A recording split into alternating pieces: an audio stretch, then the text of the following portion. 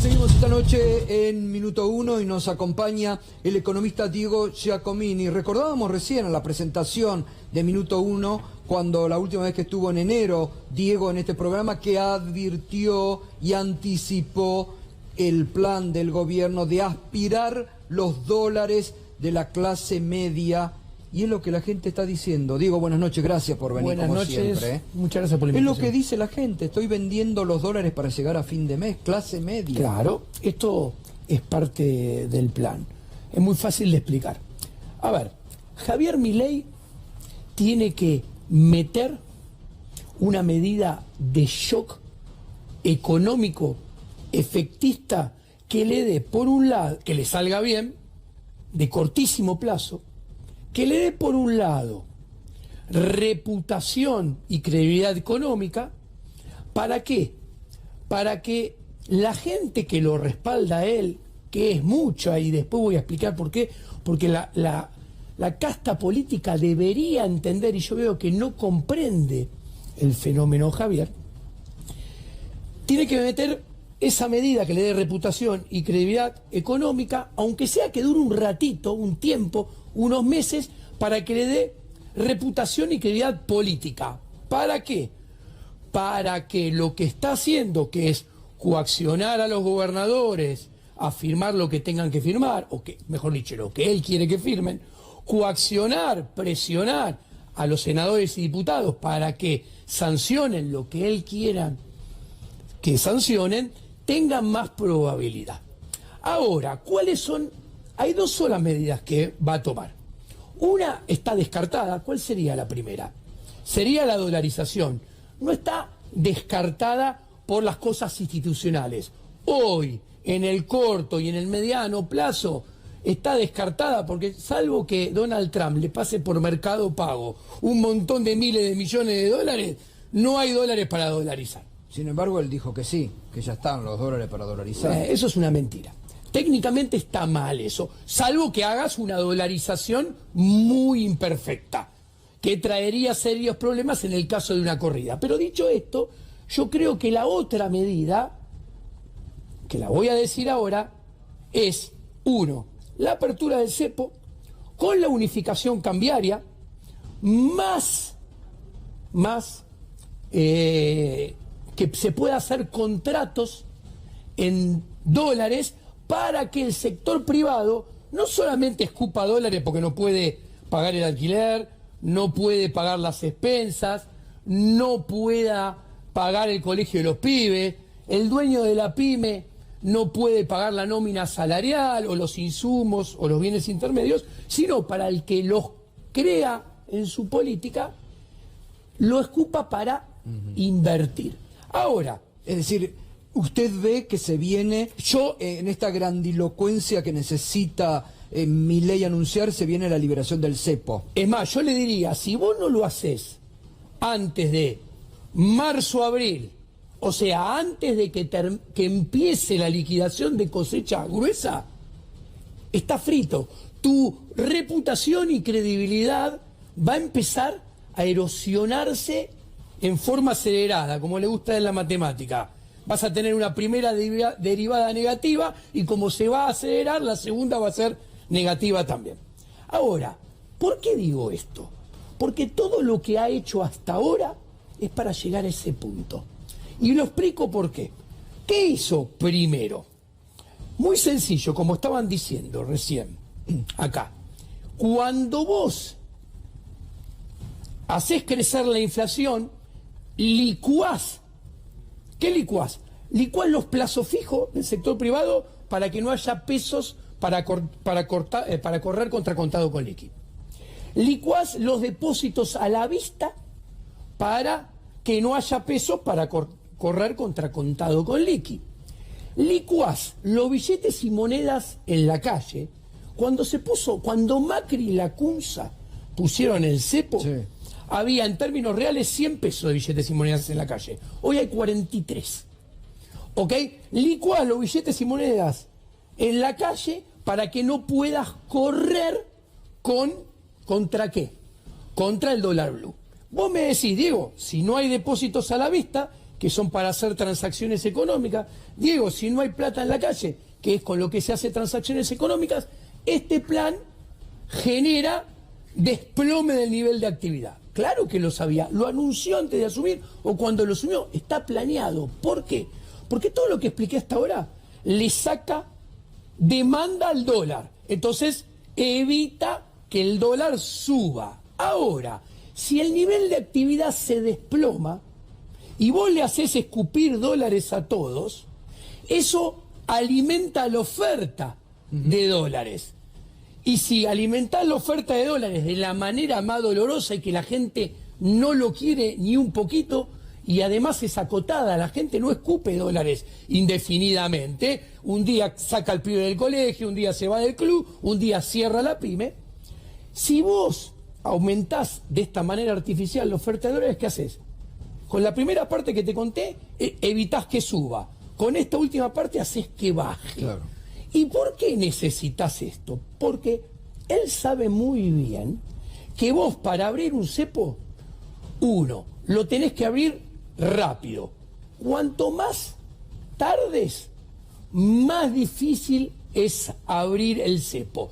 Si vos dejás el cepo, sea Maradona o Messi o Pelé de la economía, la brecha va a subir porque se te va a ir el dólar paralelo. Entonces, ¿qué hace? Él sabe que necesita para que sea ahora, que tenga probabilidades de salir por un tiempo, bien, un tiempito la apertura del cepo, él necesita que el dólar sea barato, claro, y la brecha, claro, sea baja, porque no la certeza, repito, no la certeza, la probabilidad de abrir el cepo y que no se vaya el dólar y no se acelere la inflación, la probabilidad, no la certeza, crecen cuanto el dólar y la brecha sean más bajos. Bueno, ahora con este nivel de desplome de la actividad económica, de la recesión, que la gente no está llegando a fin de mes, no hay demanda de dólares tampoco. Bueno, exacto, es parte del asunto. Por y ahora, eso también lo... ¿por qué hablo de este timing? Sí. Porque yo digo, tiene que ser en marzo o abril, porque él está apostando al dólar barato. ¿Y qué sucede? Y ahora vamos a pasar a la política. Si él hace esto en los próximos 60 días, no lo puedo saber, 50, él lo hace antes que entre la liquidación de cosecha gruesa. A mí viene un cliente y me dice, che, a mí cuando me conviene liquidar, le digo, mirá, ¿tenés que seguir con tu negocio? Sí, entonces algo tenés que liquidar. Claro, claro. Tenés que liquidar al principio, porque cuando liquide lo que venga después, el dólar va a perder poder adquisitivo. Entonces, ¿qué sucede? Si al principio van a venir y le van a liquidar, y al principio, entonces, ¿qué le da? Una reputación y credibilidad económica que la pasa al campo político. Sale, y como él maneja muy bien la llegada al público, ahora voy a explicar por qué, va a decir, ¿vieron que todos decían que claro, el cepo no se podía abrir? No se podía abrir. El claro. León lo abrió. León, ¿vieron que todos decían que si el cepo se abría, el dólar se iba a ir a las nubes? Bueno, lo abrí y miren, ya pasó 2 semanas, 3 semanas, el un mes, León lo domó. Un mes y medio y lo domé, el León lo domó. El dólar no se fue a las nubes. Esto sucede y vieron que abrí el cepo y la inflación no se fue de vuelta a las nubes. La inflación va a seguir altísima, pero probablemente puede parar cuando abra el cepo un segundito y después va a seguir bajando. No lo sé, es más, capaz sigue bajando muy poquito, como viene bajando, y va a vender que abrió el cepo y eso no subió la inflación. ¿Esto qué le va a servir a él? Para construir imagen ante la población e imagen enfrente de sus enemigos políticos, que ante estos resultados de cortísimo plazo la van a tener más difícil. ¿Qué la tienen difícil? A ver, yo digo esto... Pero a ver, digo, viene interesante, sí, viene muy interesante y estamos siguiendo y escuchando con atención. Ahora, usted dice, va a tener, y yo creo que va a ser así, porque él va a salir a vender quien nadie pudo, levantamos el cepo, salir, bla, bla, bla. Ahora, en un marco de desocupación que está creciendo, en las provincias, parálisis de la obra pública, hay todos los días despidos y suspensiones. Digo, ¿cómo va a ser para... lograr cierto consenso cuando abajo está todo desplomado económicamente? Ahí está, va a pasar algo, me puedo equivocar, pero yo creo que va a pasar algo que durante un tiempo nunca pasó. Y es que con una economía cayendo en términos anualizados, 2 dígitos, con una inflación, pongamos un número arbitrario pero para que se entienda, con una inflación del 120% en 5 meses o 110% en 5 meses, el aguante que la gente va a tener en este escenario va a ser algo que a priori los restantes de los políticos jamás lo hubieran imaginado. ¿Qué quiero decir? Yo creo que la erosión del apoyo a Milei va a ser más lento de lo que hubiera sido con cualquier otro político con estos números espantosos y que van a ser espantosos. Y les explico por qué, porque esto lo tienen que entender. La gente, tal vez equivocada, no toda, pero mucha gente, tal vez equivocada, no soy nadie para tampoco afirmar que está equivocada, lo importante es lo que cree la gente, no lo que piense yo, piensa que por primera vez ha puesto un presidente de la nación en serio. Y lo voy a explicar por qué. Porque en la política institucional, la oferta política es totalmente inelástica a las preferencias del público. O sea, en los últimos 20 años y sobre todo después de la reforma de la Constitución, los candidatos a presidente y vicepresidente se cocinan en un departamento entre 2 o 3 o 4 políticos institucionales, sean del PRO, sean peronistas, sean kirchneristas, sean del partido que sean. Y son siempre los mismos con un track record de 20, 30, 40 años, que es un track record que coincide con la decadencia argentina, sobre todo en los últimos 15, pongamos un número. ¿Qué sucede con Javier? Javier no viene de la política institucional. Javier aparece en la televisión. Claro. Y él supo captar muy bien el hastío del público frente a los políticos institucionales. Ahora, uno puede decir, sí, pero Diego, escúchame, él viene de trabajar en un grupo prebendario que tiene monopolios otorgados por el Estado. Sí, es verdad. Muchos dicen, mirá que tuvo financiamiento de sectores de la política institucional. Yo no lo sé, pero muchos lo comentan. Pero él tuvo financiamiento de los impuestos, como un político institucional.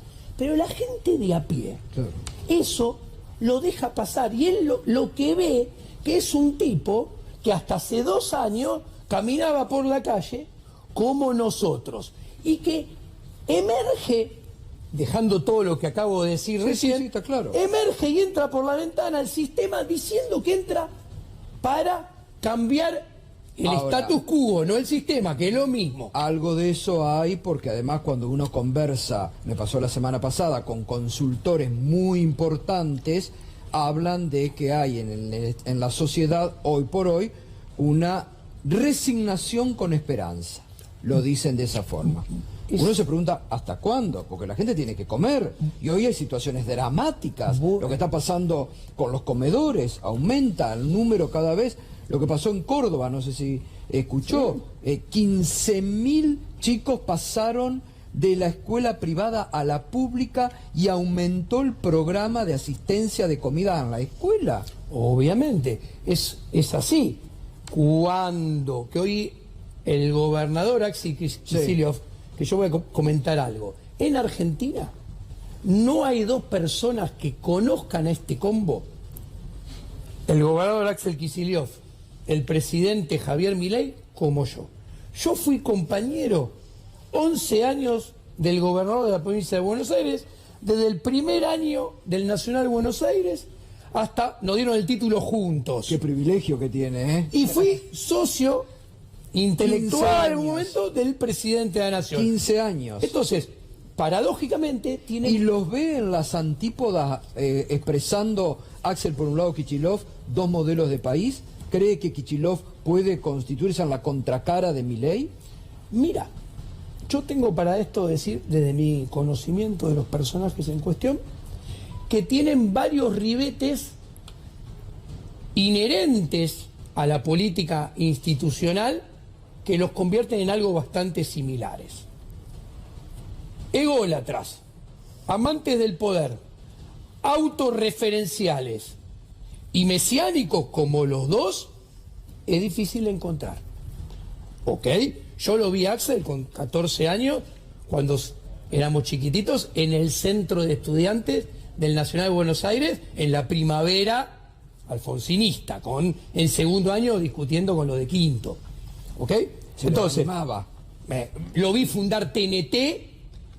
Te cuento, en TNT estaba Sanleris, el ex ministro de Macri del Banco Central, era amigote hombro a hombro de Kicillof en TNT en la universidad. Ahora, no se dio cuenta, Javier, porque estas cosas parece que está muy asesorado, con ese discurso que vos fijate que él fue muy hábil, porque esto que comenté antes, él ¿qué plantea?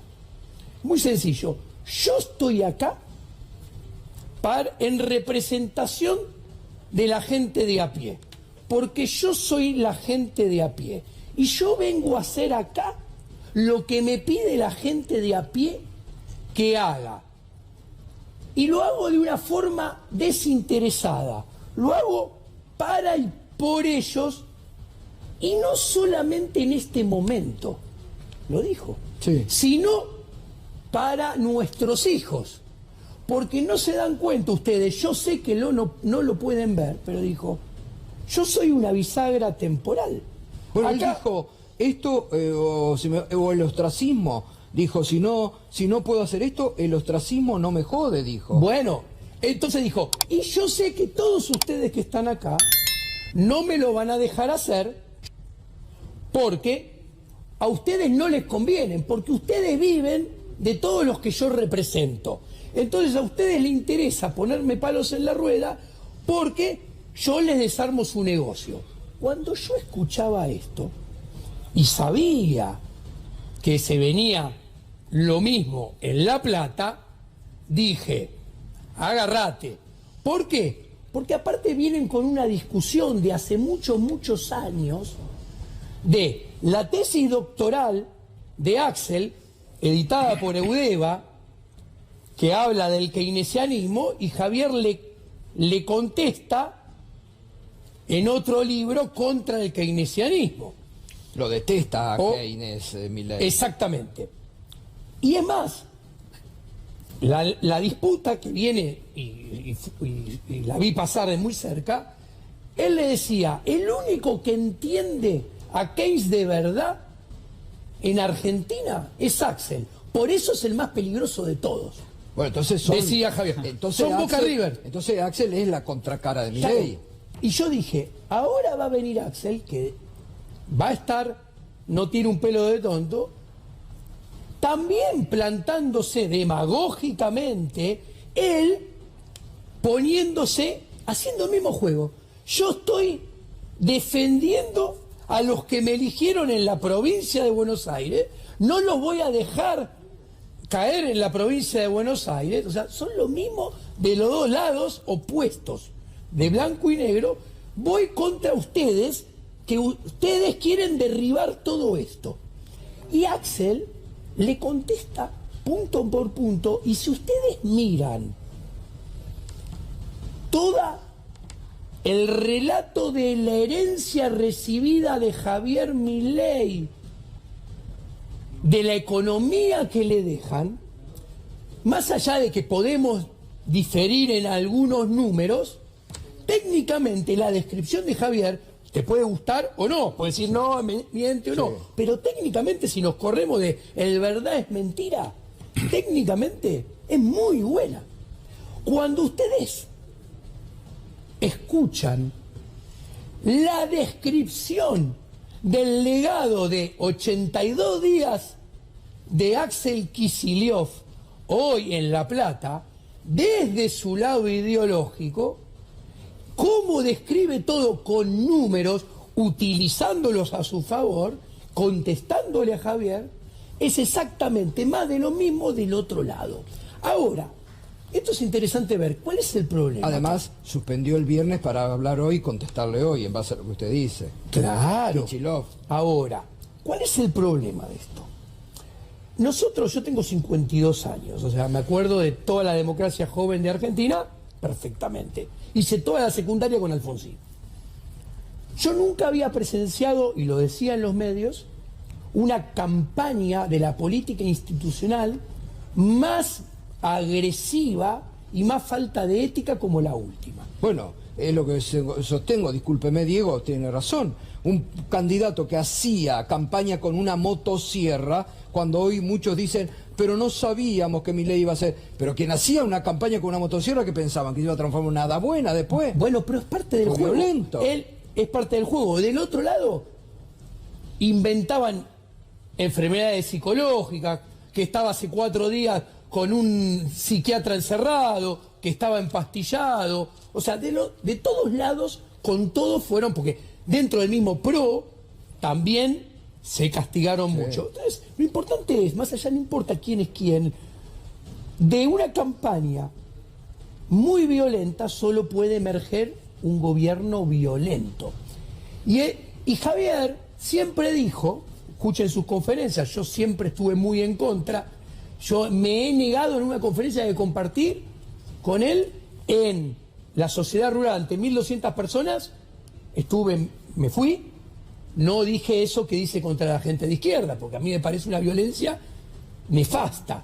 Ahora, él dice, para ganar esto, ellos no te atacan con una gomera, ellos te van con un cañón, tenemos que ir con un tanque. Ahora, él redobla la apuesta, espiraliza la violencia, y Axel le contesta hoy en el mismo terreno de juego. ¿A qué voy?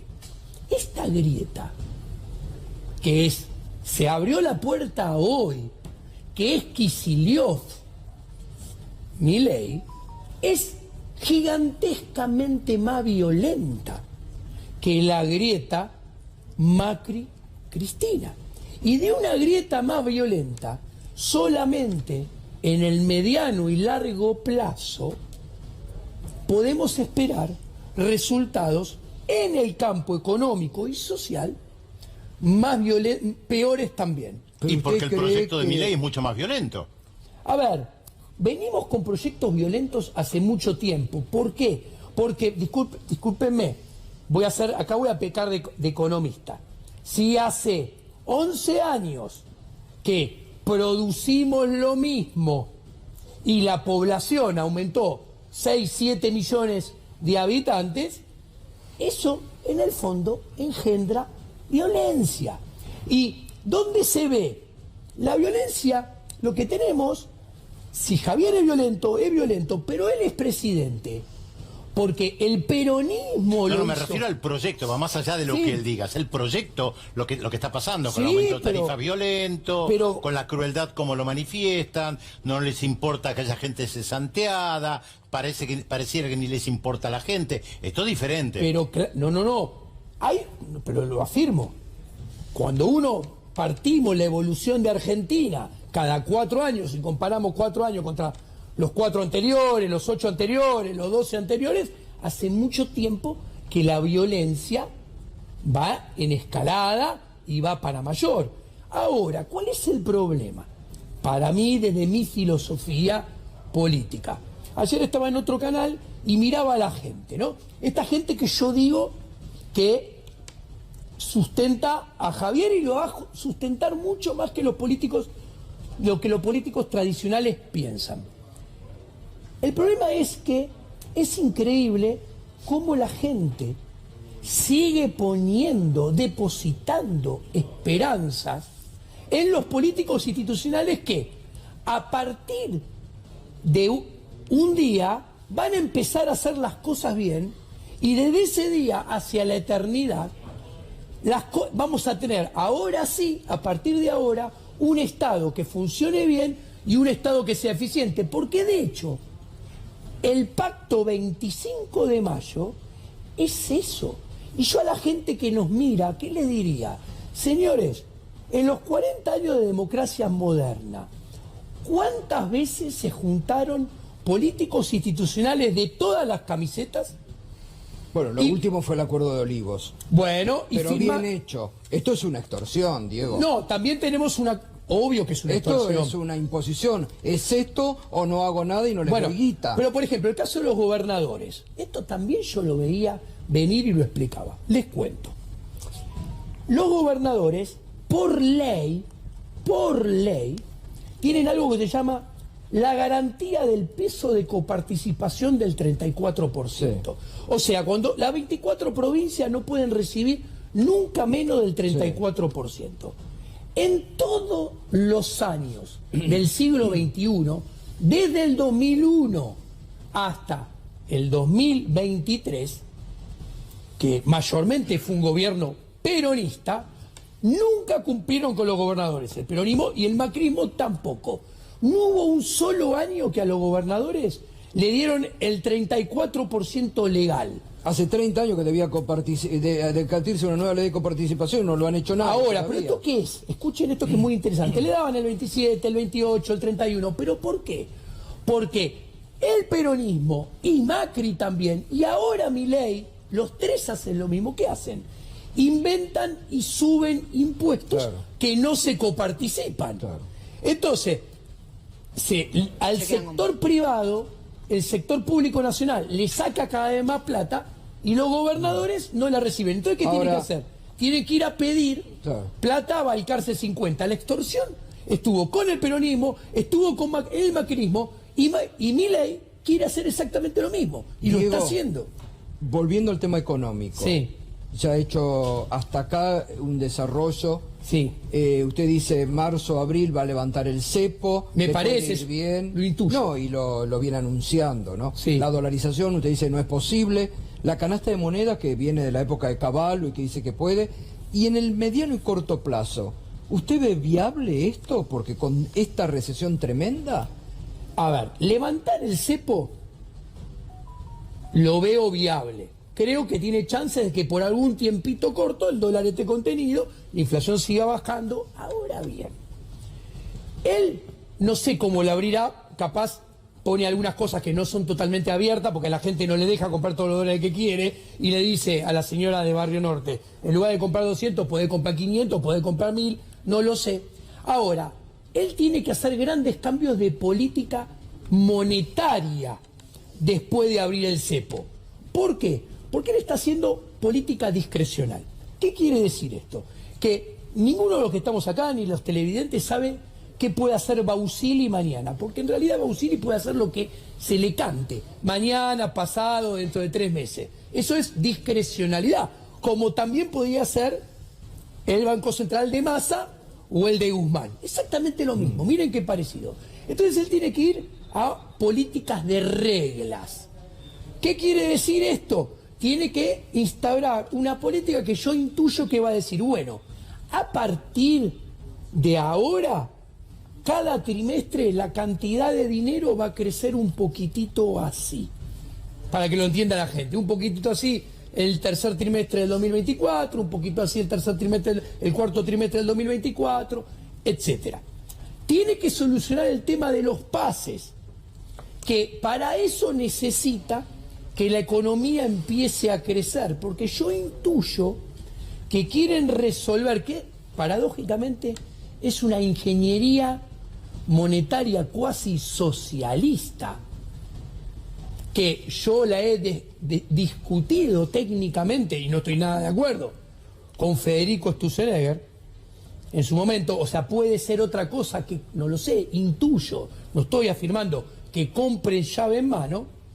Él tiene que, ese crecimiento de a poquito de la cantidad de dinero, la tiene que hacer diciéndole a los bancos, che, nosotros no le pagamos más tasa con los pases, la economía va a empezar a crecer, entonces ustedes le tienen que dar crédito al sector privado. ¿Con qué le van a dar crédito? Les cancelo, le emito los pases, ustedes se dan vuelta y le dan crédito a los privados, a las empresas. Para esto es funcional que hayan escupido dólares antes, porque si desahorraron y la actividad cayó mucho, van a necesitar más crédito para financiarse porque se quedaron sin ahorro propio. Ahora, ¿cuál es el problema de todo esto? Que él, lo dice él mismo, el corazón de su programa económico, en términos dinámicos, no es sustentable. ¿Cuáles son dos? Lo que hace hoy en día el Banco Central no es sustentable. La inflación más adelante, no sé cuándo, lo más probable es que si no cambia y hace lo que yo digo, la inflación se le vuelva a acelerar. Ahora, en lo fiscal, que él dice que es lo principal, él solamente hizo una promesa de equilibrio fiscal que no es realizable en forma sustentable y permanente. Y es muy fácil de explicar. Primero, está el resultado de enero nada más. Les cuento, alcanzar el equilibrio fiscal en enero es muy fácil. De los últimos 10 años, el equilibrio primario se alcanzó en 6. El equilibrio financiero, es verdad que fue el primero que lo obtuvo. ¿Cómo lo obtuvo?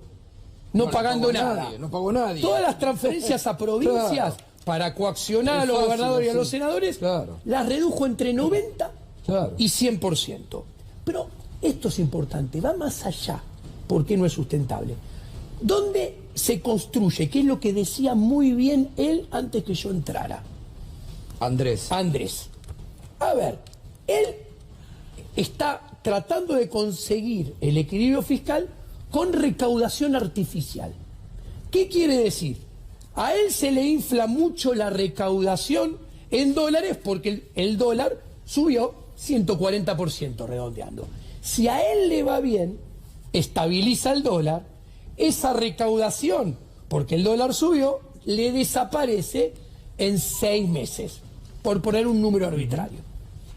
A él infla la recaudación de manera insustentable. ¿Por qué?